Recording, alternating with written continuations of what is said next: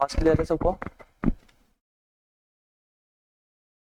चलो, क्या पढ़ रहे थे हम लोग? सेल टॉपिक चल रहा था हमारा, उसको कंटिन्यू करते अभी। ठीक है, आ जाओ। हमने क्या क्या पढ़ लिया था भाई? हमने ये पढ़ लिया था सेल क्या होते हैं, ठीक है। उसके बाद से हमने देखा था भाई सेल की स्टडी क्या कहलाती है? साइटोलॉजी। क्या कहलाती है जी? साइटोलॉजी। फिर हमने ये देखा था कि सेल टर्म किसने दिया था? रॉबर्ट हुक ने दिया था 1665 में। किसने दिया था सेल सब? रॉबर्ट हुक ने दिया था। कब दिया था भाई? 1665 में। फिर हमने देखा था कि सर प्लास्टिड्स वो प्लांट्स में तो होते हैं। किसमें होते हैं सर? प्लांट्स में तो होते हैं, बट क्या एनिमल्स में होते हैं क्या? एनिमल्स में अब्सेंट होते हैं ये। एनिमल्स में ये अब्सेंट होते हैं। सेल मेम्ब्रेन सर ये दोनों में होते हैं। सेल मेम्ब्रेन सर ये दोनों में होते हैं, plants as well as animals. फिर हमने क्या देखा था? हमने देखा था सेल वॉल। क्या देखा था? Cell wall. Cell wall sir plants में तो होते हैं, बट क्या एनिमल्स में होते हैं? तो आप बोलोगे नहीं, एनिमल्स में नहीं होते हैं। प्लांट्स में तो होते हैं, पर एनिमल्स में नहीं होते हैं। एनिमल्स में नहीं होते हैं, ठीक है। अपने को दो चीज याद रखनी है सर, सेल वॉल जो है और प्लास्टिड्स है सिर्फ किस में पाए जाते हैं? सिर्फ प्लांट्स में पाए जाते हैं। किस में पाए जाते हैं? प्लांट्स में। किस में पाए जाते हैं? सिर्फ प्लांट्स में पाए जाते हैं, और ये एनिमल्स में अब्सेंट होते हैं, ठीक है। यहां तक हमने पढ़ लिया था। अब आगे बढ़ते हैं, अब आगे देखते हैं।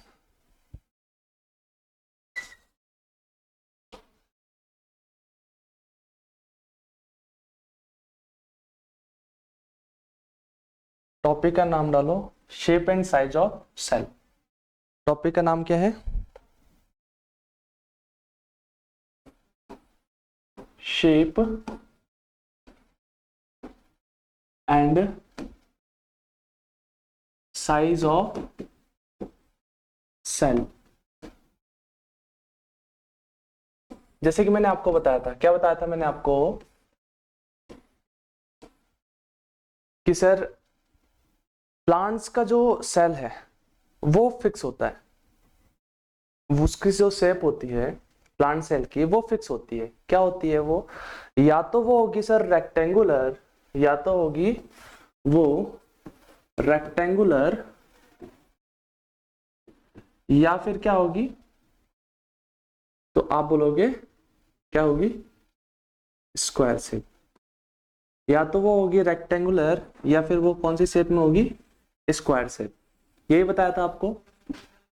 लेकिन क्या एनिमल सेल ऐसा होता है? नहीं। आप बोलोगे एनिमल सेल या तो वो राउंड होगी या फिर वो इररेगुलर शेप होगी। क्यों? जैसी जरूरत पड़ेगी वो अपना शेप उस अकॉर्डिंग रखेगा। तो अपन वो देखते हैं किसकी क्या सेल है, क्या शेप है। आओ,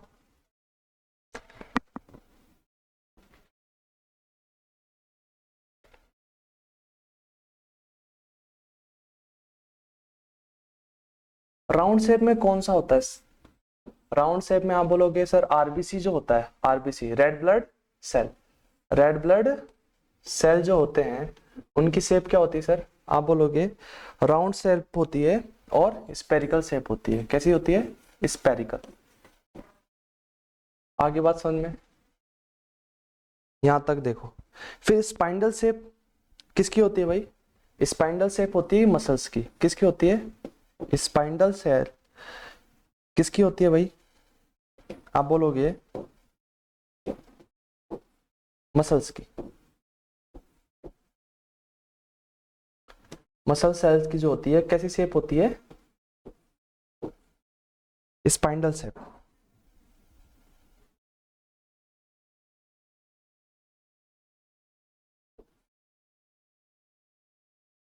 यहां तक बात समझ में आ रही है? और लॉन्ग ब्रांच्ड लॉन्ग ब्रांच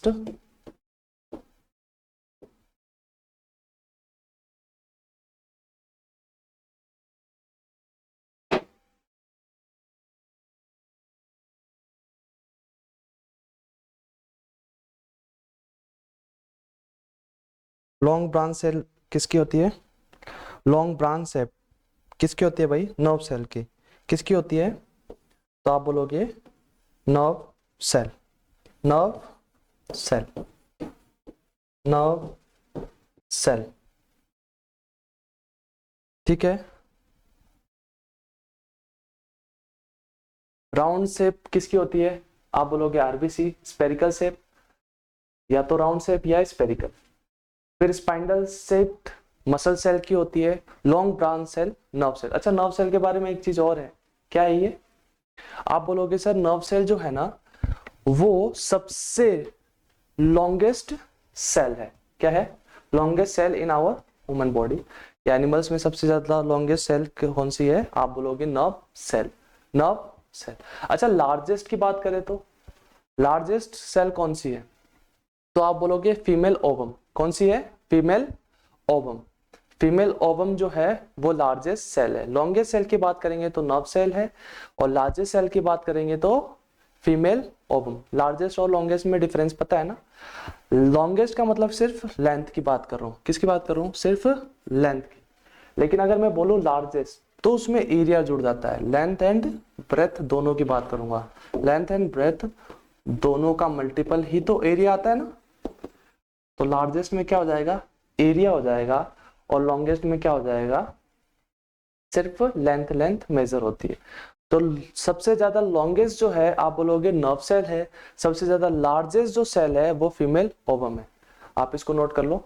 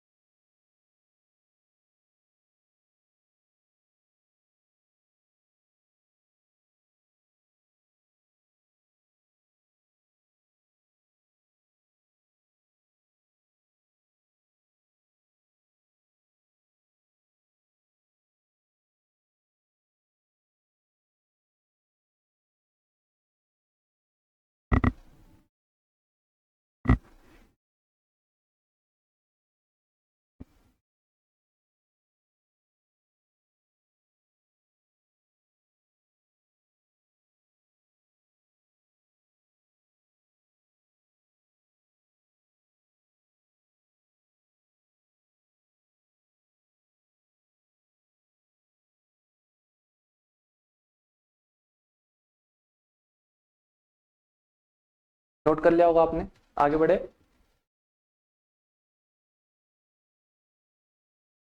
आपको बता दिया था, एक बार और रिवीजन कर लेते हैं। सबसे जो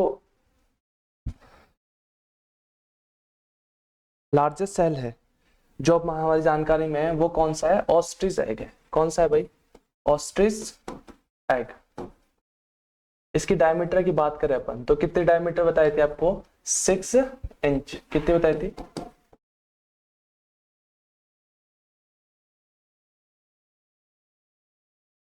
अच्छा, ह्यूमन नर्व सेल देखते हैं एक बार। Human nerve cell.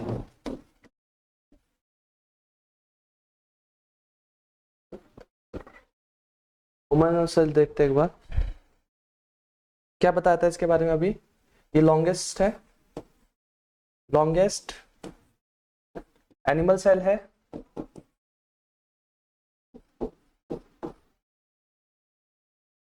और आपको पता है क्या करता है? It help control and coordinate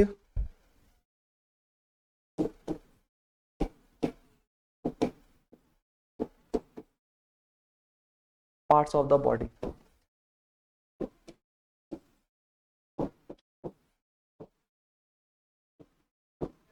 sir, हमारी बॉडी को कंट्रोल करने का काम कौन करता है?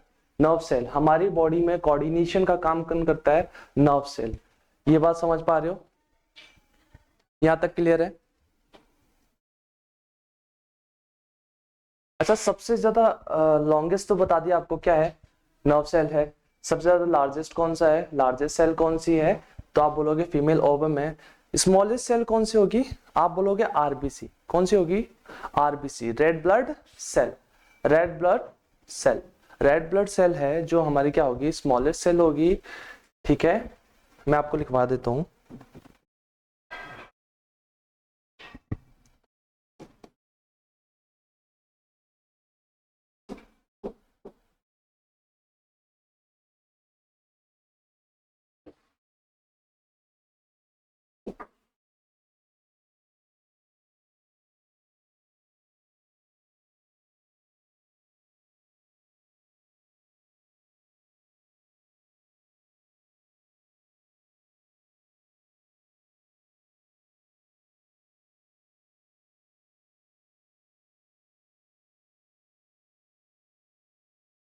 उधर दिख नहीं रहा आपको,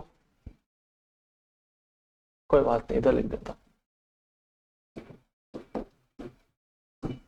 फीमेल ओवम, अरे ये तो याद हो गया होगा आपको सर। लार्जेस्ट, लार्जेस्ट की बात करोगे तो सर फीमेल है। लॉन्गेस्ट की बात करोगे तो ह्यूमन नर्व सेल है। लार्जेस्ट की बात करें तो फीमेल ओवम है। लॉन्गेस्ट की बात करें सर तो ये नर्व सेल है। Longest animal cell nerve cell है। ठीक है, यहां तक कोई दिक्कत? अरे कंफ्यूज तो नहीं हो रहे हो ना? लेंथ की बात की जाए, सिर्फ लेंथ, लेंथ की, तो आप बोलोगे सर नर्व सेल है। सिर्फ लेंथ की बात की जाए तो आप बोलोगे सर नर्व सेल है। लेकिन अगर एरिया वाइज बात की जाए, लार्जेस्ट की बात की जाए, तो आप बोलोगे फीमेल ओवम। अच्छा, स्मॉलेस्ट भी देख लो एक बार। स्मॉलेस्ट सेल, स्मॉलेस्ट कौन सी है, आप बोलोगे RBC. RBC, RBC, red blood cells. Note कर लो।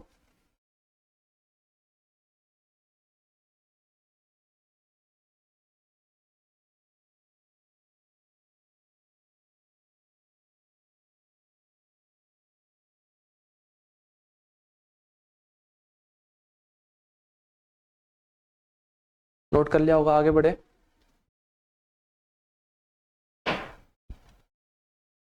अच्छा, ये बताया था सेल कितने होते हैं, number of cell, number of cell, number of cell के अकॉर्डिंग सेल कितने टाइप के हो सकते हैं भाई? सर आप बोलोगे या तो सेल हो सकते हैं सर यूनिसेलुलर, या फिर सेल हो सकते हैं मल्टी सेलुलर। यूनिसेलुलर किसको बोलेंगे सर? यूनिसेलुलर सेल वो होते हैं जिनमें क्या सिर्फ एक सेल एग्जिस्ट करते हो। कितने सेल एग्जिस्ट करते हो? सिर्फ एक सेल, एक ही सेल होना चाहिए। अगर एक ही सेल पाया जाएगा उसमें तो हम बोलेंगे वो सेल क्या है, यूनिसेलुलर। यूनिसेलुलर का मतलब क्या है, सिंगल सेल वाले। तो यूनिसेलुलर मतलब जिसमें सिर्फ एक ही सेल एग्जिस्ट कर रहा है उसको अपन बोल देंगे यूनिसेलुलर। अच्छा, मल्टी सेलुलर का क्या कॉन्सेप्ट है? आप बोलोगे sir more than one cell. अगर एक से ज्यादा सेल पाए जा रहे हैं, एक से ज्यादा सेल पाए जा रहे हैं, तो आप बोलोगे सर वो क्या है, मल्टी सेलुलर है। क्या है, मल्टी सेलुलर है। सर आप एक एग्जांपल दे दो तो ज्यादा समझ में आएगा। जैसे अमोइबा है, वो क्या यूनिसेलुलर है, मल्टी सेलुलर? सर एक सेल पाया जाता है तो हमको सबको पता है क्या है वो, यूनिसेलुलर है। क्या है वो, यूनिसेलुलर। क्या है वो, यूनिसेलुलर। एक बार लिख लेते हैं, यूनिसेलुलर लिखो। यूनिसेलुलर क्या होते हैं सर? सिंगल सेल होना चाहिए, single cell, single celled organism, organisms.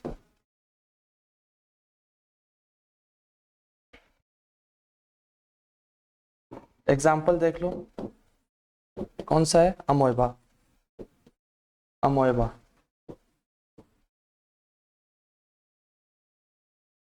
और पैरामीशियम, पैरामीशियम। अच्छा, लार्जेस्ट यूनिसेलुलर प्लांट की बात करें, लार्जेस्ट, लार्जेस्ट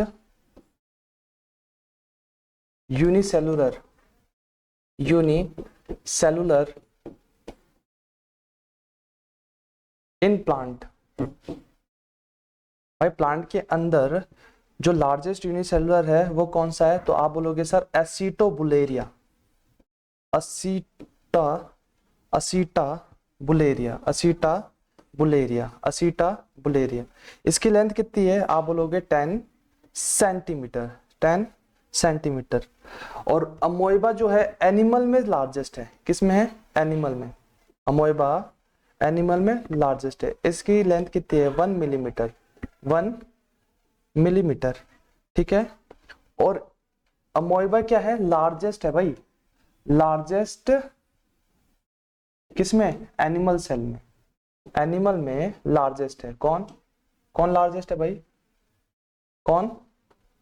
तो आप बोलोगे सर अमोइबा लार्जेस्ट यूनिसेलुलर है एनिमल में, largest unicellular in animal. Plant में तो कौन है? प्लांट में तो कौन है सर?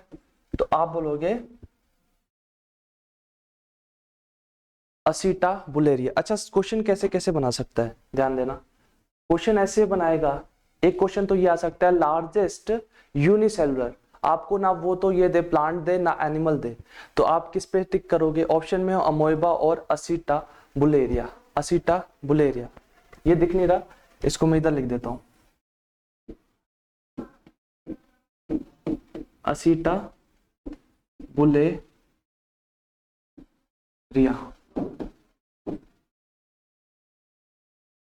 सर सिर्फ इतना दे कि लार्जेस्ट सेल कौन सा है यूनिसेलुलर, लार्जेस्ट यूनिसेलुलर कौन सा है, तो मेंशन ना हो, ना तो प्लांट के बारे में पूछा हो ना एनिमल के बारे में हो। तो लार्जेस्ट तो अपने को क्या पता है? एसिटा बुलेरिया। लार्जेस्ट क्या है? एसिटा बुलेरिया। लेकिन चिल्ला के पूछे कि प्लांट में बताओ तो भी आंसर क्या आएगा? एसिटा बुलेरिया। लेकिन अगर एनिमल में आ जाए, किस में आ जाए? एनिमल में आ जाए, तो क्या एसिटा बुलेरिया हो गया क्या? नहीं। आपको एनिमल में क्या आंसर देना है? सर अमोइबा। अमोइबा क्या है आंसर में? अमोइबा। समझ पा रहे हो क्या?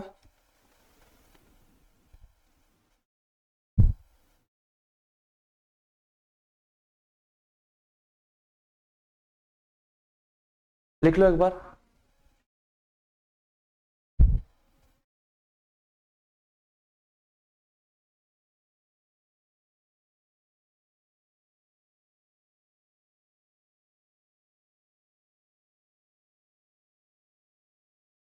नंबर ऑफ सेल कितने हैं? सर दो तरीके के होते हैं, एक तो यूनिसेलुलर, यूनिसेलुलर में सिंगल सेल ऑर्गेनिज्म होंगे।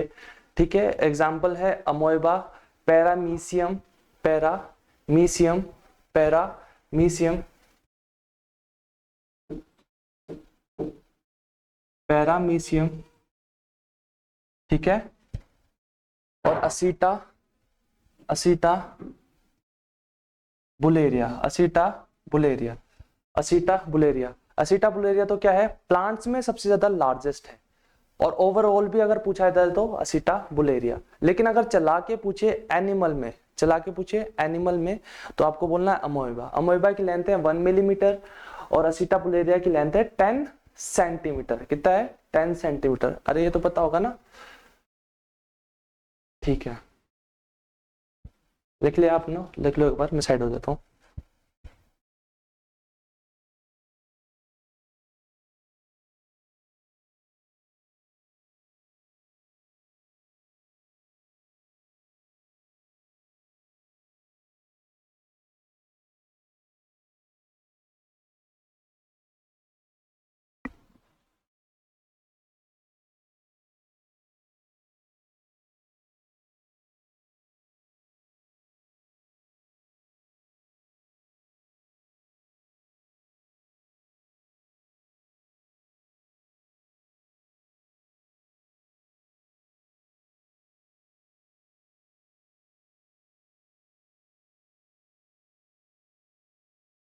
लिख लिया क्या आप लोगों ने?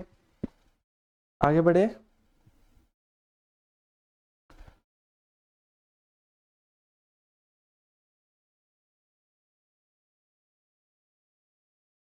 लिख लिया? आगे बढ़ते हैं। मल्टी सेलुलर, कौन सा सेलुलर? Multi cellular. ये क्या होते हैं?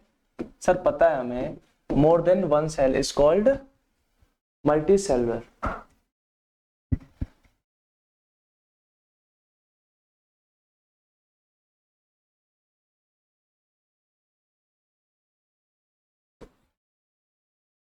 Organism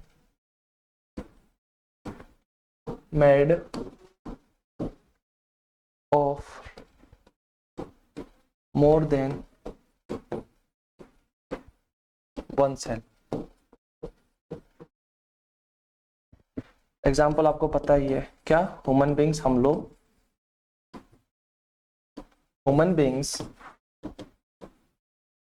और प्लांट्स, लिख लो।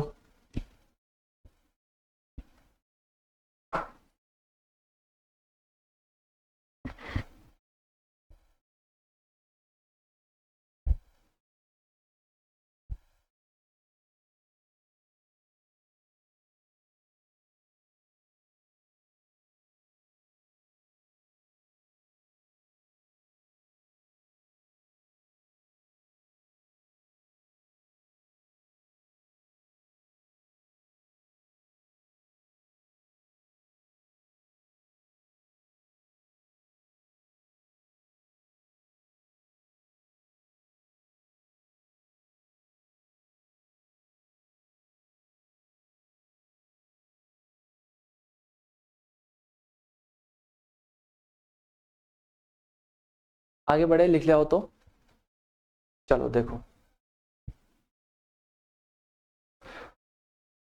बहुत सारे सेल मिलके क्या बनाते हैं, मैंने आपको बताया था, बहुत सारे सेल मिलके क्या बनाएंगे सर, टिश्यू बनाएंगे, टिश्यू बनाएंगे। बहुत सारे टिश्यू मिलके क्या बनाएंगे सर, ऑर्गन बनाएंगे। और ऑर्गन से मिलके क्या बनता है सर, हमारी पूरी की पूरी बॉडी बन जाती है। ये है। तो सबसे ज्यादा छोटा जो वो क्या है, सेल ही है। सबसे छोटा क्या है, सेल है। सेल को हमने देख लिया, ठीक है, सेल समझ में आ गया होगा। अब किसकी बारी है, आ जाओ, किस पे, टिश्यू पे। किस पे, टिश्यू पे। टिश्यू कितने टाइप के होते हैं, टिश्यू के चार तरीके के होते हैं। कितने तरीके के होते हैं सर, चार। एक तो आपने नर्व सेल पढ़ा है, तो एक नर्व टिश्यू भी पढ़ लो, ठीक है। और एक कनेक्टिव टिश्यू, जो कनेक्टिव टिश्यू, नर्व टिश्यू और कनेक्टिव टिश्यू। और एक मस्कुलर टिश्यू, एक मस्कुलर टिश्यू। और एक क्या हो जाएगा, एपिथेलियल टिश्यू। एपिथेलियल टिश्यू एक बार लिख लियो। एनिमल टिश्यू, एनिमल टिश्यू कितने तरीके के होते हैं, चार तरीके के होते हैं सर। एनिमल टिश्यू कितने तरीके के होते हैं, आप बोलोगे चार तरीके के। एनिमल टिश्यू चार तरीके के होते हैं। पहला एपिथेलियल,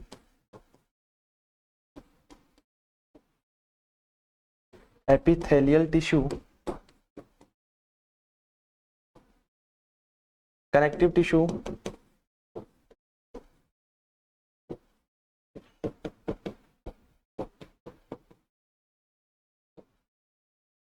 मस्कुलर टिश्यू,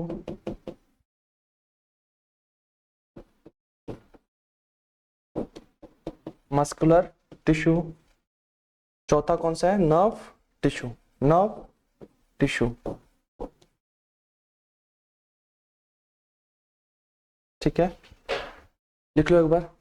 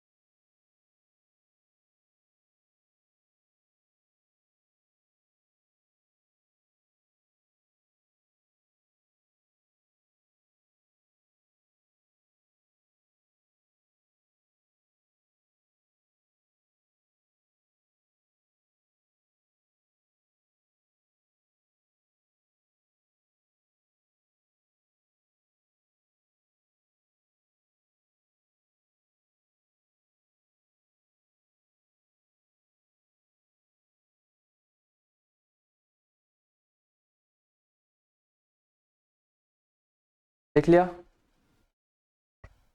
आगे बढ़े।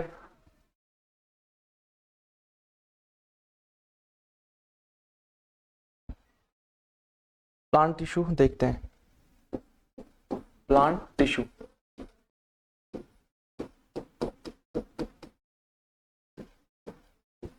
प्लांट टिश्यू, प्लांट टिश्यू में अपन देखते हैं मेन पार्ट्स ऑफ प्लांट्स में। पहले तो क्या होता है भाई, एक पहला आपको पता है रूट। रूट का काम क्या होता है भाई? रूट का काम होता है सर, जो भी वाटर है बेसिकली प्लांट्स के लिए क्या तैयार करना, खाना तैयार करना। रूट्स का काम क्या होता है सर, वाटर और सॉइल से क्या खाना तैयार करना है, किसके लिए? प्लांट्स के लिए, ताकि वो सरवाइव कर पाए। ठीक है। अच्छा, ये जो प्रोसेस होता है कि पानी से क्या तैयार करना, सनलाइट से खाना तैयार करते हैं, फोटोसिंथेसिस बोलते हैं, सब पढ़ेंगे अपन, इसमें देखेंगे। ठीक है, तो अभी देखते हैं रूट्स के बारे में। रूट्स जो प्लांट्स के अंदर वाला जो पार्ट्स होता है, जो ये मान लो अर्थ सरफेस है, जो सरफेस के अंडरग्राउंड है, अंडरग्राउंड वाला पार्ट है, अपन उसी को रूट बोलते हैं। क्या अपन उसी को रूट बोलते हैं? तो यही पॉइंट लिख लेते हैं एक बार। रूट क्या होते हैं? Roots are the most important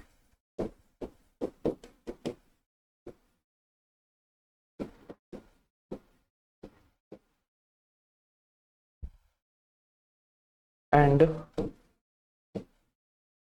underground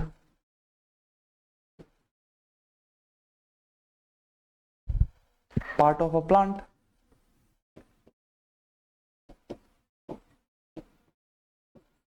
भाई जो रूट है वो क्या है? अंडरग्राउंड पार्ट ऑफ प्लांट है।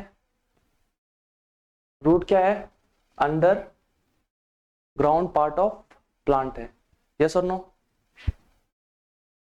स्टेम क्या होता है? ऊपर वाली जो चीज है उसको अपन क्या बोलेंगे? स्टेम बोलेंगे। ये जो चीज है इसको अपन क्या बोलते हैं सर? स्टेम बोल देते हैं।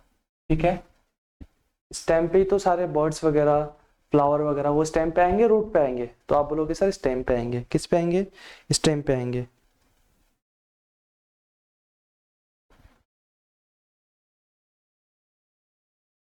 सेकेंड पॉइंट लिख लो।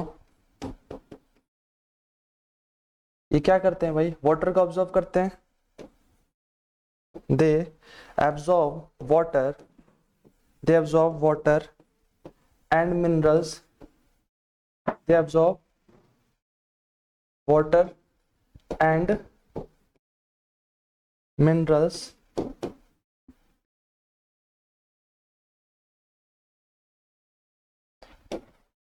From the soil. कहां से एब्जॉर्ब करते हैं? सॉइल से तो करेंगे। And store, and store reserve food, reserve food material, reserve food material. Yes और नो? लिख लो एक बार।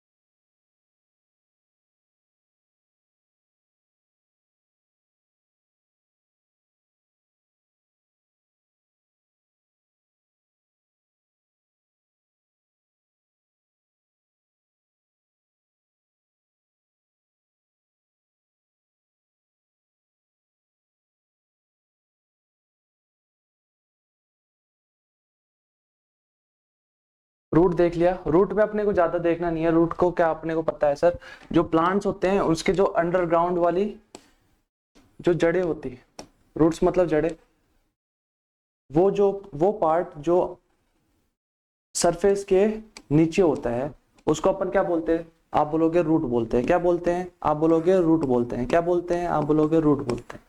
ठीक है, इसका काम क्या है सर, इसका काम ये है कि सॉइल में क्या करना, फूड मटेरियल को रिजर्व रखना। ठीक है, क्या रखना, रिजर्व रखना, और पकड़ बना के रखते हैं, होल्ड, एक जो ट्री होती है उसको क्या होल्ड करने में मदद करते हैं, उसको जकड़ के रखने में अपनी स्ट्रेंथ बना के रखते हैं, तभी तो पेड़ गिरता नहीं है। क्यों, इतनी आंधी आती है, कई बार ज्यादा तेज आंधी आती है तो पेड़ निकल जाते हैं, गिर जाते हैं, लेकिन छोटी मोटी आंधी आती है तो वो ऐसे के ऐसे ही खड़े रहते हैं। क्यों भाई, क्योंकि मिट्टी ने उनको जकड़ रखा है, रूट्स ने मिट्टी को पकड़ रखा है, अच्छे से स्ट्रेंथ बना रखी है। ठीक है, रूट्स में आपको इतना ही ध्यान रखना है कि क्या अंडरग्राउंड पार्ट्स ऑफ प्लांट है। अब आ जाओ किस पे, स्टेम पे।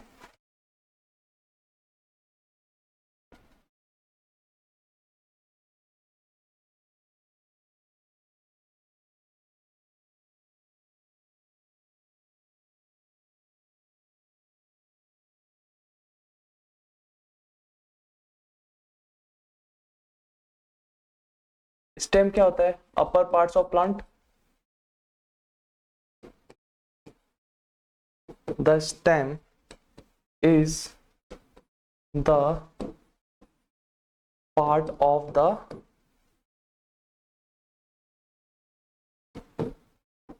The plant. कहां पा जाता है सर, ऊपर या नीचे। आप बोलोगे सर अर्थ सरफेस के ऊपर, यानी कि जो हमारा ग्राउंड सरफेस है उससे ऊपर। विच इज फाउंड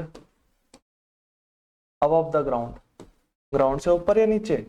आप बोलोगे नीचे। नीचे तो क्या, रूट पाए जाते हैं, और स्टेम ऊपर। Is found above the ground. ठीक है, इसके काम देख लेते हैं, क्या क्या काम है इसके, वर्क क्या क्या है वो देख लो एक बार। फंक्शन देख लो एक बार। The important function of a stem. पहला क्या है, provides a definite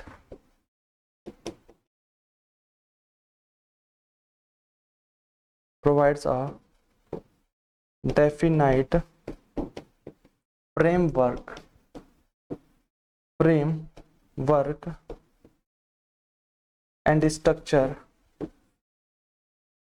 and structure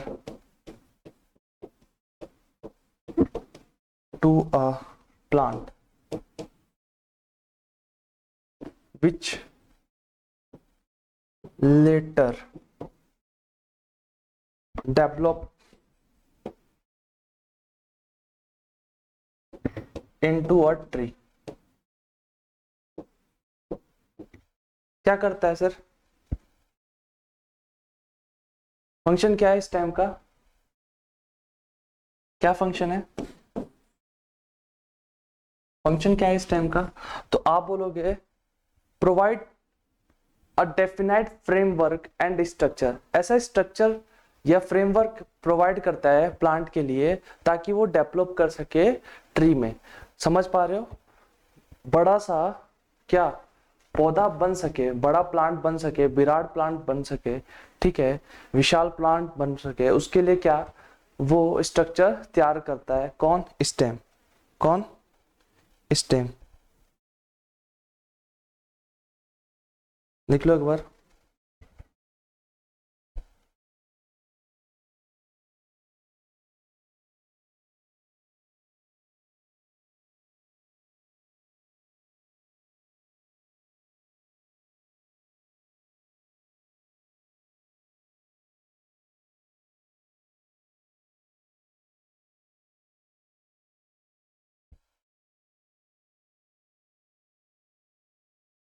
the stem is the part of the plant which is found above ground. Function देखते हैं, प्रोवाइड अ डेफिनेट फ्रेमवर्क, ठीक है, उसको सहूलियत प्रदान करता है ताकि क्या वो डेवलप हो सके, एक बड़ा पेड़ बन सके, रास्ता देता है वो, है ना। आगे बढ़े, दूसरा फंक्शन लिखो, दूसरा फंक्शन लिखो।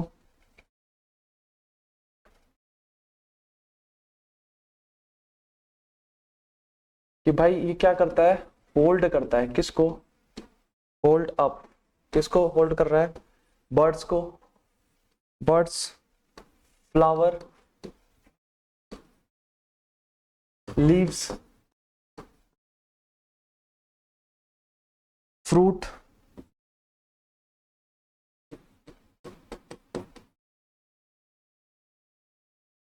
फ्रूट्स,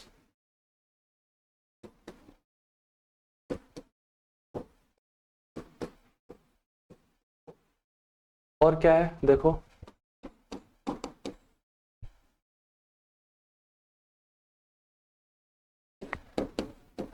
तीसरा देखो, अरे ये तो समझ पा रहे हो ना, क्या करता है, बर्ड्स को, जो कली होती है उसको होल्ड करता है, पकड़, अरे स्टेम पे तो लगे होते हैं या रूट पे लगे होते हैं, आप बोलोगे सर स्टेम पे, बर्ड्स को, और किसको होल्ड करता है, प्लांट्स के जो फ्लावर्स होते हैं, फ्लावर फूल वगैरह है, अरे डायरेक्ट फ्रूट थोड़ी आ जाते हैं, अगर कोई फ्रूट्स वाला प्लांट है तो भी वो फ्लावर आएगा उस पे, पहले बर्ड्स आएगी, फिर फ्लावर, फिर फ्रूट्स, और अगर फ्लावर का ही पौधा है तो फ्लावर आ जाएंगे, ठीक है।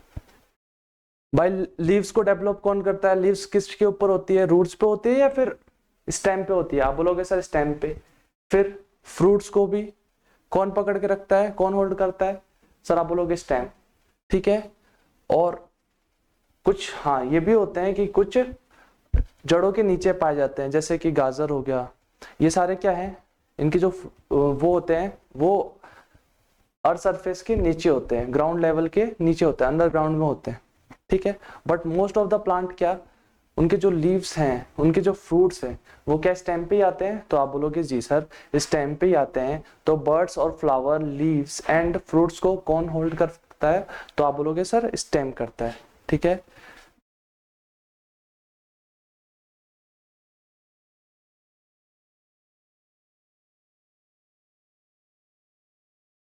तीसरा पॉइंट लिखो, it is the part which transport, क्या करता है, transports water and minerals, water and minerals, water and minerals, water and minerals from the root, from the root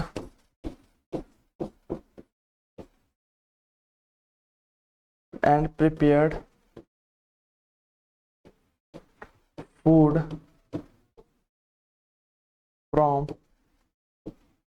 leaves to other part of the plant, to other parts of the plant।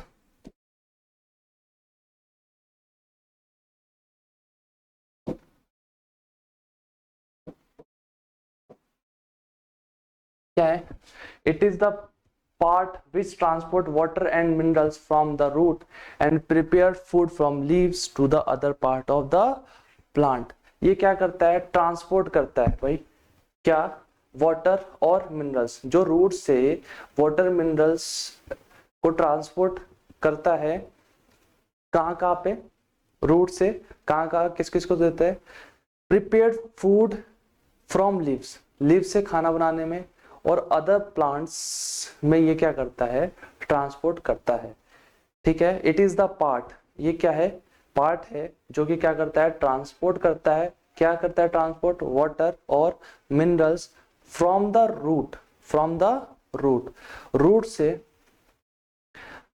और क्या करता है, prepared food from leaves, खाना बनाता है leave से, और to other parts of the plant. लिख लिया, लिख लो एक बार।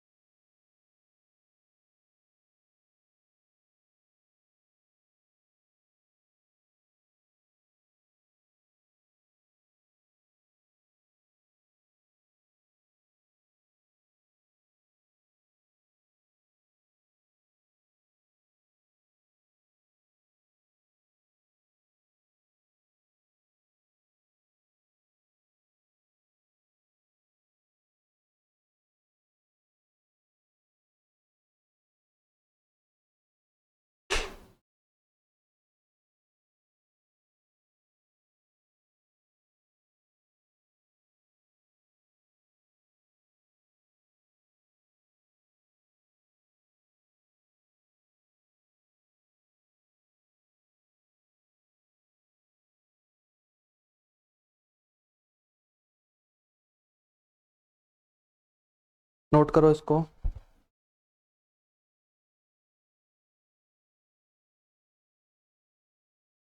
नोट कर लिया होगा आपने, आगे बढ़े।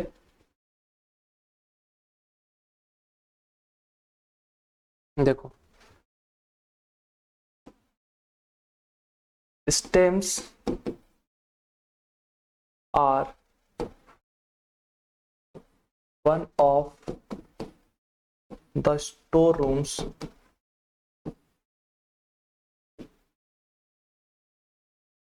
of plant where the prepared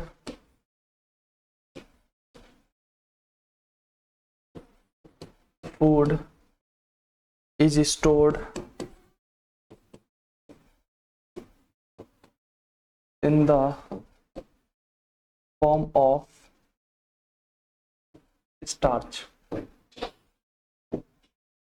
stem are one of the store room, ये क्या काम करता है, जैसे हमारे घर में स्टोर रूम होते हैं ना, स्टोर रूम में हम क्या रखते हैं, सामान रख देते हैं, जो जरूरतमंद की सामान है वो सामान रख देते हैं। वैसे स्टेम क्या है, एक स्टोर रूम की तरह काम करता है प्लांट का। वहां जहाँ पे क्या खाना बनता है और स्टोर रखते हैं, अपन खाने को कहाँ रखते हैं, स्टोर रखते हैं। किसकी फॉर्म में, स्टार्च की फॉर्म में। आपको ये बताया था मैंने कि जो प्लांट्स में जो स्टोर होता है वो किसकी फॉर्म में होता है, स्टार्च की फॉर्म में होता है। जैसे एनिमल्स में होता है ग्लाइकोजन, एनिमल में किसकी स्टोर होता है, ग्लाइकोजन। वैसे ही स्टार्च प्लांट्स में जो स्टोर्ड होता है फूड किसमें होता है, स्टार्च में होता है। किसकी फॉर्म में स्टोर होता है प्लांट में, तो सर आप बोलोगे स्टार्च की फॉर्म में, और एनिमल्स की बात की जाए तो ग्लाइकोजन और फैट की फॉर्म में। ठीक है। अच्छा, एक सवाल है, सपोज करो एक मोटा आदमी है और एक पतला आदमी है, ठीक है। दोनों को एक ऐसी जगह रख दिया जाए जहां पे क्या हो, खाना ना दिया जाए उनको, ठीक है, सिर्फ पानी अपन दे रहे हैं उनको, खाना ना दिया जाए महीनों तक। तो आपको ये बताना है कौन सबसे पहले मरेगा, किसकी मृत्यु सबसे पहले होगी, किसकी होगी। सर जो पतला है ना वो पहले मर जाएगा। उसका कारण क्या है, सपोज करो एक फिट एंड फाइन बंदा है, बिल्कुल फिट, बिल्कुल फिट है, 6 एब्स वाले हैं, बिल्कुल जीरो फैट है उसमें, ठीक है। उस बंदे को लाया जाए, हालांकि जीरो फैट होता नहीं है, पर यह है कि हाँ फैट दिख नहीं रहा, अच्छा लग रहा है, बॉडी छोड़ी बना रखी है, बढ़िया है दिखने में। और एक है बिल्कुल मोटा थुलथुला, है ना, मोटा है बिल्कुल बढ़िया, और भाई उसको हमने खाना देना बंद कर दिया, मोटे आदमी को, और पतले आदमी जो फिट है वो अपने आप को फिट बताता है, हमने एक साथ बंद कर रख दिया उनको। अब बंद रखने के बाद कौन सबसे पहले मरेगा खाने के बगैर, शॉर्टेज ऑफ फूड की वजह से। तो आप बोलोगे सर कौन मरेगा, जो फिट है ना आपकी नजरों में वो सबसे पहले मर जाएगा। उसका कारण क्या है, सर जो देखो इमरजेंसी में जो हमारा फैट होता है ना, वैसे तो फैट का कोई काम है नहीं, फैट अच्छी चीज नहीं है, लेकिन फैट कई बार क्या, जैसे कि इमरजेंसी में जो खाना है, जैसे कई बार आपने व्रत वगैरह रखा है, तो उस टाइम पे आप तो खाना खा नहीं रहे हो, बॉडी के अंदर एनर्जी तो जा नहीं रही है, लेकिन जो फैट है वो क्या बन जाएगी, आपको एनर्जी देती रहेगी। आपकी बॉडी में जितनी जरूरत आपको है एनर्जी की, वो फैट आपको एनर्जी पहुंचा देगी। ठीक है, फैट लॉस होगा, रिड्यूस होगा और वो आपको एनर्जी देगा। लेकिन जो फिट बंदा है उसमें थोड़ी बहुत ही फैट होगी, थोड़ा बहुत ही फैट होगा, तो जिस वजह से वो थोड़ा बहुत तो बहुत जल्दी रिड्यूस हो जाएगा। सपोज करो 15 दिन, 20 दिन, 1 महीने, ठीक है, रिड्यूस होके, और उसमें एनर्जी बची नहीं। एनर्जी भाई हमें सरवाइव करने के लिए, आप बैठे भी हो, कुछ काम भी नहीं कर रहे हो, तो भी आपको एनर्जी चाहिए ना, क्योंकि आप देख रहे हो, आप सोच रहे हो, उसमें भी एनर्जी भाई बहुत सारी खर्च होती है। और आपको जीने के लिए भाई आपकी सारी जो सेल्स हैं उनको एनर्जी चाहिए। ठीक है भाई, ब्लड सर्कुलेशन है, ये सारी चीजें, बहुत सारी चीजें हो रही है, हम कुछ ना कर रहे हैं, यहाँ तक हम सो भी रहे तो भी हमारी बॉडी को क्या चाहिए, एनर्जी चाहिए, लेकिन आप उसको एनर्जी दे नहीं रहे हो, तो भाई वो जो फिट बंदा है वो तो मर जाएगा। लेकिन जो आपकी नजरों में थुलथुला था, बिल्कुल मोटा था, वो पतला हो चुका होगा, बिल्कुल पतला हो गया होगा, लेकिन वो मरेगा नहीं। और मरेगा, ज्यादा दिन तक आप खाना दो ही ना, और उसकी ड्यूरेशन बढ़ा दो और उसका टेन्योर बढ़ा दो, तो वो एक दिन, फैट लिमिट होगा ना भाई, फैट कम होता होता होता होता होता एक दिन उसको भी एक दिन ऐसा आएगा कि फैट की एनर्जी की जरूरत होगी, लेकिन उसके पास फैट बचा नहीं होगा और वो मर जाएगा। ठीक है, लेकिन फिट बंदा और जो मोटा बंदा है उनमें से कौन पहले मर रहा है, कौन, फिट वाला बंदा। उसका रीजन क्या है, उसमें फैट नहीं है। तो इससे अपने को क्या समझ में आता है, ये समझ में आता है कि सर जो फैट है ना, वो इमरजेंसी में हमारी बॉडी को एनर्जी प्रोवाइड करने का काम करती है। ये समझ पा रहे हो? ठीक है, नेक्स्ट पॉइंट देखिए इसमें।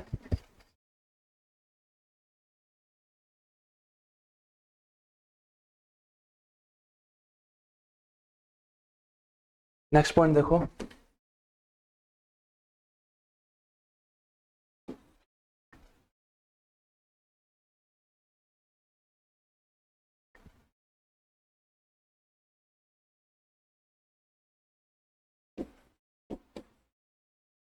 a few stem help in reproduction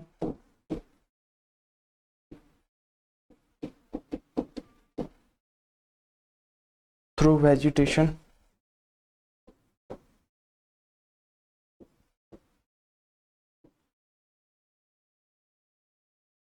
through vegetative propagation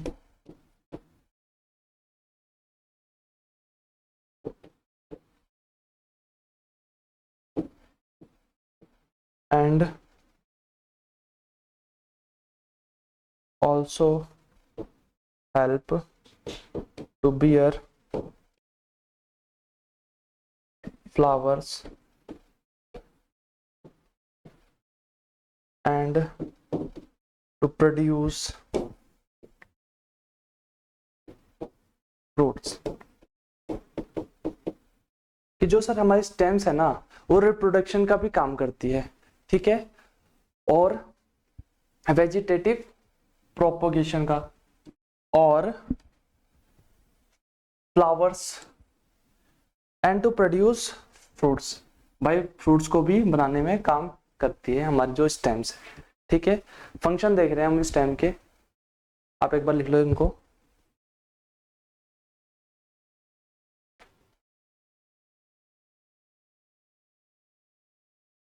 एक पॉइंट और लिख लो,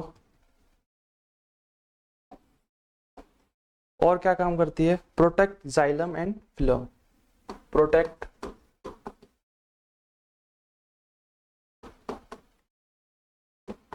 xylem and phloem, allowing them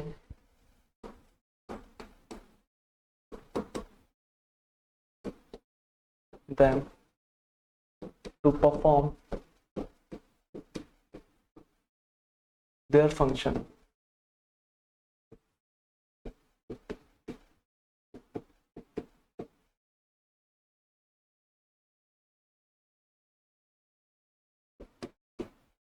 note कर लो।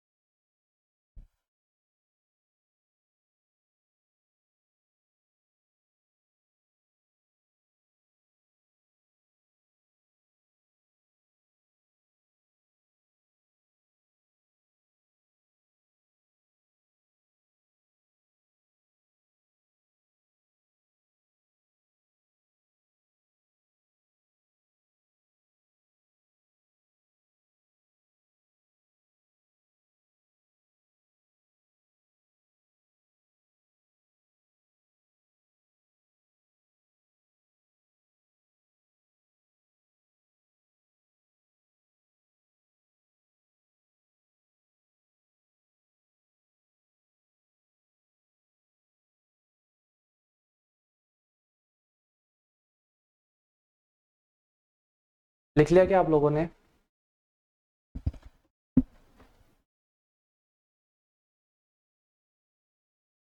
आगे देखते हैं। हमने दो चीज देख ली। एक तो सर रूट देख लिया जो अंडरग्राउंड के नीचे होते हैं। एक हमने स्टेम देख लिया, स्टेम के फंक्शन पढ़ लिए। अब पढ़ते हैं किसके बारे में? लीव्स के बारे में। किसके बारे में? लीव्स। लीव्स का काम क्या होता है सर? लीव्स के अंदर क्लोरोफिल होती है। क्लोरोफिल से वो फोटोसिंथेसिस वगैरह करते हैं, ट्रांसपोर्टेशन का काम करते हैं और रिप्रोडक्शन का काम करते हैं। कौन? लीव्स। तो एक बार लीव्स को भी देख लेते हैं। आओ लीव्स देख लो।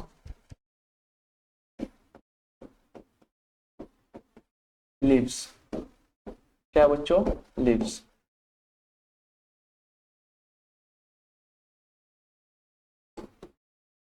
लीव्स क्या कंटेन करती है? दे कंटेन क्लोरोफिल, क्लोरोफिल और that helps the plants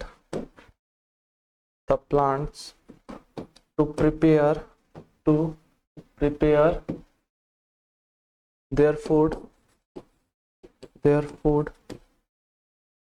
using sunlight, carbon dioxide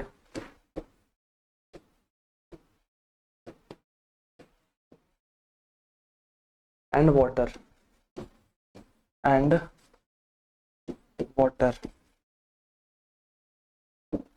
क्या करती है? That help the plant to prepare their food. अब हम सब जानते हैं ये प्लांट्स को क्या करती है? प्लांट्स के लिए क्या बनाती है? खाना बनाती है। किसकी मदद से? यूजिंग सनलाइट, सनलाइट की हेल्प से। और हम जो कार्बन डाइऑक्साइड छोड़ते हैं उसकी हेल्प से, कार्बन डाइऑक्साइड CO2 और वाटर की वजह से। ठीक है, वाटर, एक सेकंड रुकना।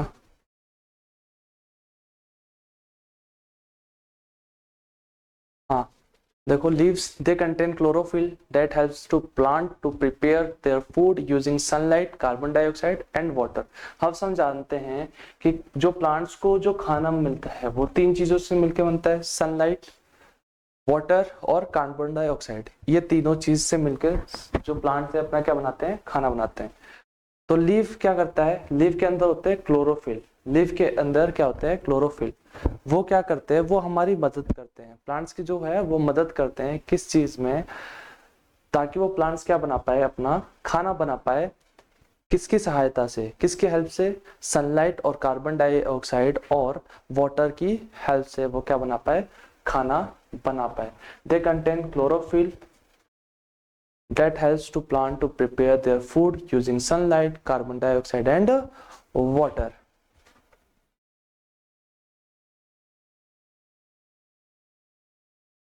अच्छा, लीव्स में कौन सा मेटल प्रेजेंट होता है? तो आप बोलोगे सर मैग्नीशियम। कौन सा मेटल? मैग्नीशियम। आप बोलोगे कौन सा sir? Magnesium.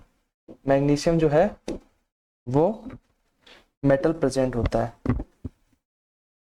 Magnesium metal is present in chlorophyll. Chlorophyll के अंदर कौन सा मेटल प्रेजेंट होता है? Magnesium metal. ठीक है, इसको लिख लो आप।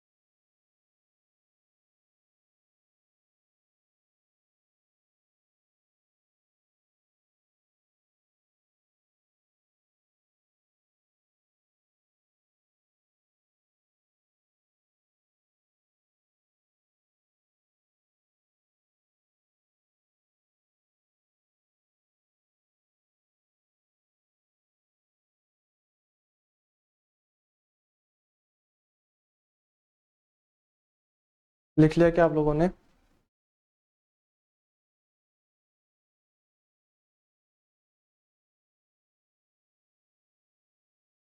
लिख लो लिख लो।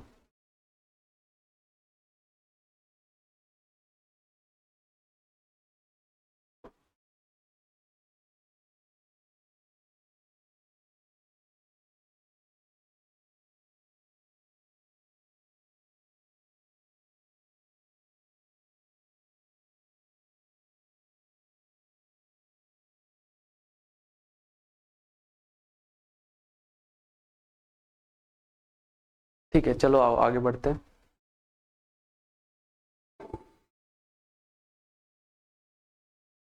लीव्स के फंक्शन देखते हैं। एक तो फंक्शन क्या है उसका, हम सबको पता है, बचपन से पढ़ते आ रहे हैं, क्या? Photosynthesis. Photosynthesis. green leaves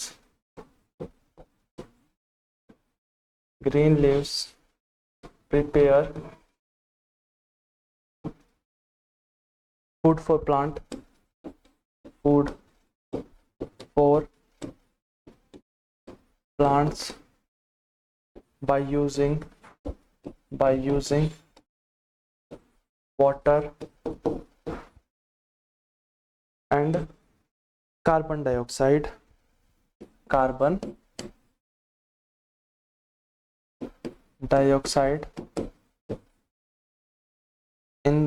by using water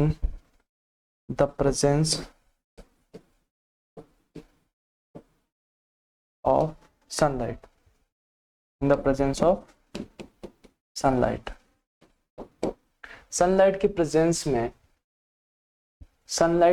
के प्रेजेंस में कार्बन डाइऑक्साइड और वाटर की हेल्प से जो लीव्स हैं वो क्या बनाती है? खाना बनाती है। उसी प्रोसेस को हम क्या बोल देते हैं? फोटोसिंथेसिस बोलते हैं।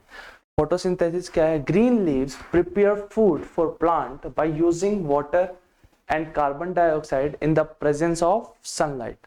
क्या है photosynthesis? Green leaves prepare food for plant by using water and carbon dioxide in the presence of the sunlight is called photosynthesis। क्या है फोटोसिंथेसिस सर? जो ये पत्ते हैं ना वो खाना बनाते हैं, किसकी सहायता से, किसकी हेल्प से सर? ये वाटर, कार्बन डाइऑक्साइड और सनलाइट की हेल्प से खाना बनाते हैं। इसी प्रोसेस को हम क्या कह देते हैं, फोटोसिंथेसिस बोल देते हैं।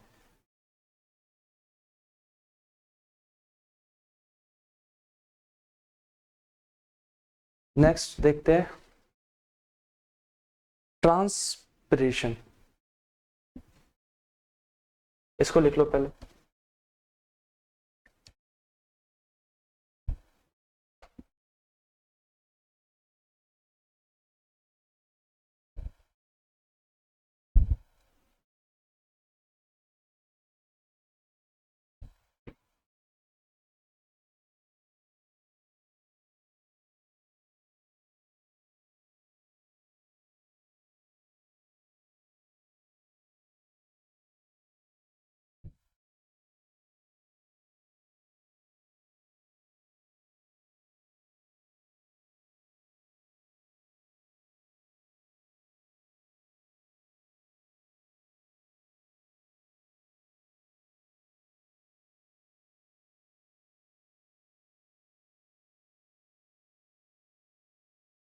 लिख लिया आपने, आगे बढ़ते हैं।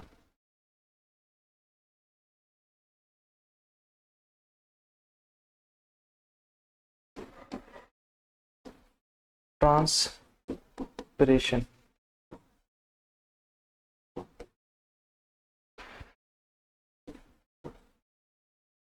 leaves play a crucial role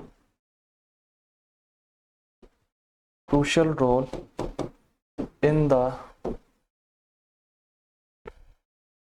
removal of excess of water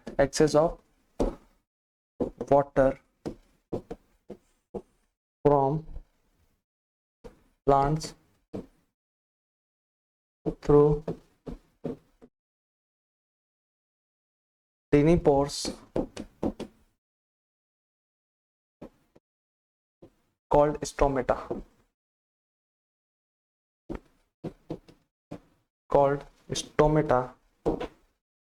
This is the process of transpiration.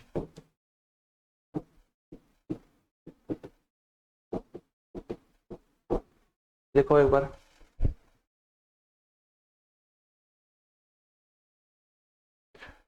क्या है sir? Leaves play a crucial role in the removal of excess of water from plant through tiny pores called stomata.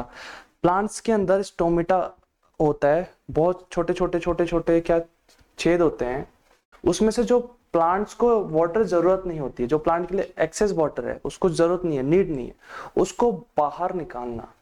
ठीक है, leaves play a crucial role in the removal of excess of water, जो water excess है plants में, ठीक है, किसके through? Through tiny pores, जिसको हम स्टोमेटा भी कहते हैं। उसी प्रोसेस को हम क्या बोलते हैं? ट्रांसपिरेशन बोलते हैं। Transpiration leaves play a crucial role in the removal of excess of water from plants through tiny pores called stomata. This is the process of transpiration. इस प्रोसेस को हम क्या बोलते हैं? Transpiration. Leaves play a crucial role in the removal of excess of water from plants through tiny pores called stomata.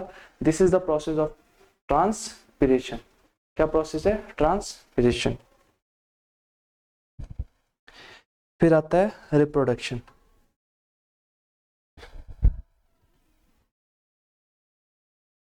Reproduction, leaves of some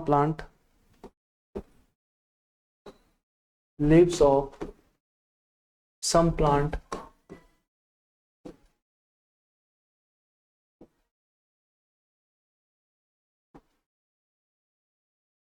helps in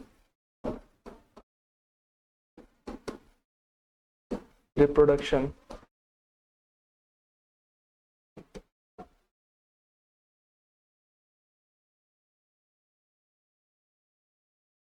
also। Example है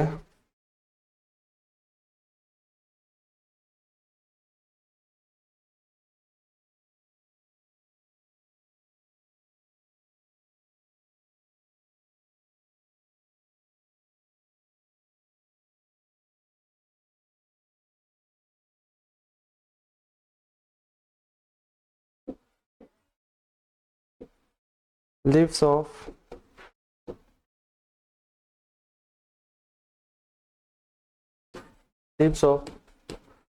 bryophyllum give rise to a new bryophyllum plant। अच्छा, कुछ leaves ऐसी भी होती हैं जिससे plants बनाया जा सकता है, नया प्लांट्स बनाया जा सकता है। जैसे कि कुछ एक एग्जांपल है, जैसे कि एक एग्जांपल है ब्रायोफाइलम। ब्रायोफाइलम की जो लीव्स होती है ना, वो बड़ी हो जाती है। आप उसकी लीव्स को लगा दोगे तो भी वो एक नया ब्रायोफाइलम प्लांट्स को वो क्रिएट कर देगी। ठीक है, वो एक लीव्स भी प्लांट्स में क्रिएट हो जाती है। तो कुछ लीव्स भी क्या रिप्रोडक्शन का काम करती है। Leaves of some plants help in reproduction also. Example है लीव्स ऑफ ब्रायोफाइलम। ब्रायोफाइलम जो है वो राइज हो जाता है। आप उसकी जो ब्रायोफाइलम की लीव्स लगा दोगे तो वो भी प्लांट्स बन जाएगा। कुछ की तो टहनियां लगानी पड़ती है, पूरी स्टेम लगानी पड़ती है। कुछ की क्या भाई, जो क्या रूट से पूरा निकालना ही पड़ता है कि हाँ भाई रूट से निकाल के छोटे छोटे जो उसके बीज होते हैं वो गिरते हैं, फिर छोटे छोटे उसके नीचे प्लांट्स आ जाते हैं, बड़े होते हैं, उनको रूट्स के साथ ही निकाल के लगाओ तो लगेंगे। कुछ की स्टेम कटिंग लगा सकते हो आप। लेकिन कुछ प्लांट ऐसे भी हैं जैसे कि ब्रायोफाइलम, उसके लीव्स भी लगा दोगे तो प्लांट्स बन जाएगा। आ रही है बात समझ में आपको?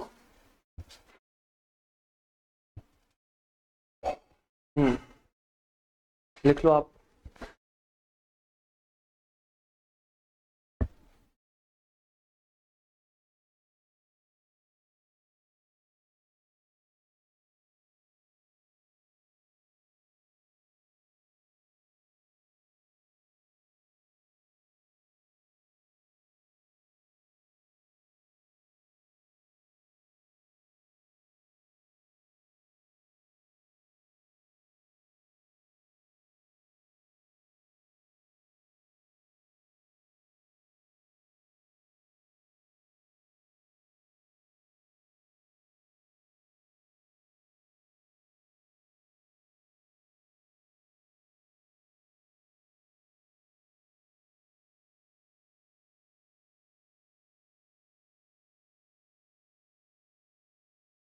हमने प्लांट्स के बारे में क्या क्या देखा सर? हमने देखा रूट।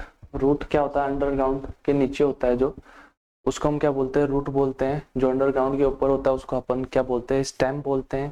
फिर हमने देखा लीव्स, लीव्स के बारे में पढ़ा।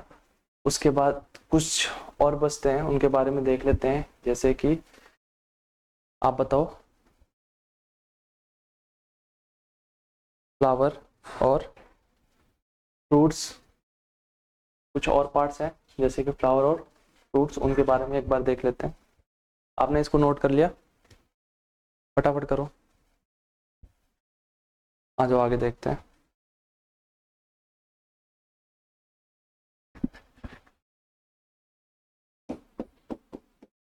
Other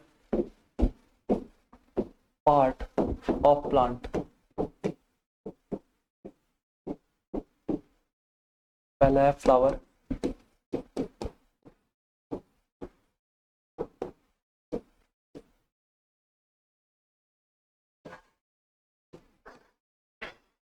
flowers are the most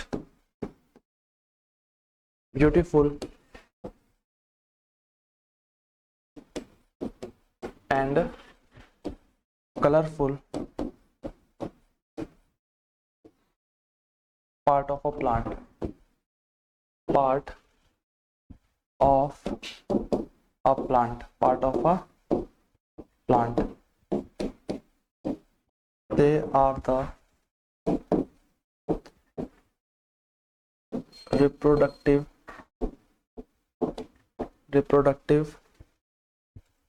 part of a plant. Reproductive part of plant. Plants के बेसिकली 4 पार्ट्स होते हैं। कौन कौन से? एक तो पीटल्स, दूसरा है सेपल्स, तीसरा है स्टेमेंस, चौथा है पिस्टल। ठीक है।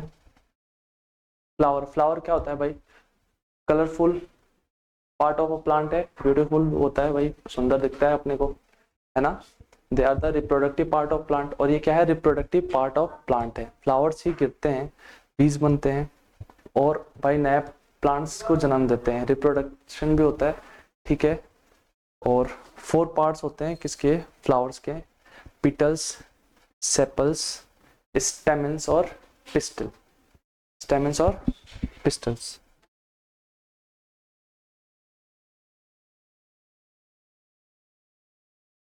आगे बढ़े, देख लो इसको।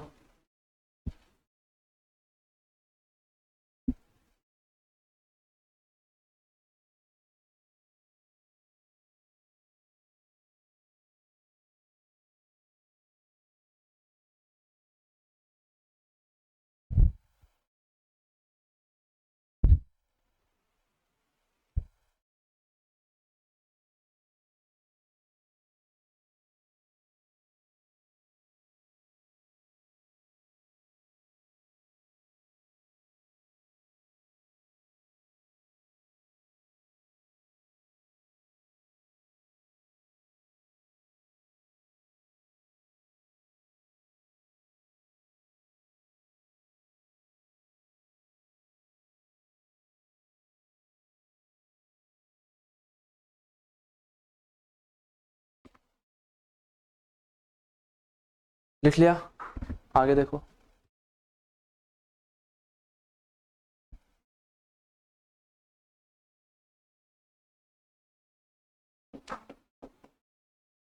Fruits,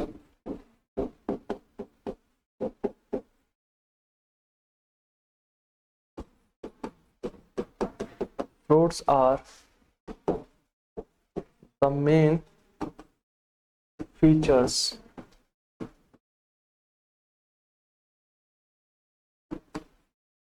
fruits are the main features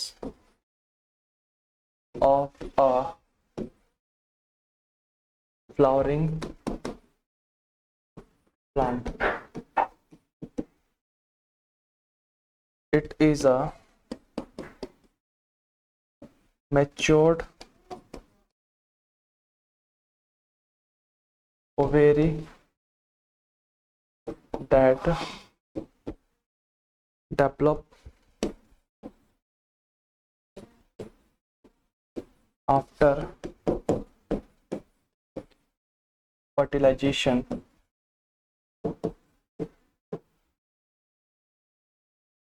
क्या है भाई? Fruits are the main feature of flowering plant. ये क्या है? It is a matured ovary that develop after fertilization. Fertilization के बाद ये डेवलप होता है। ठीक है, समझ पा रहे हो क्या?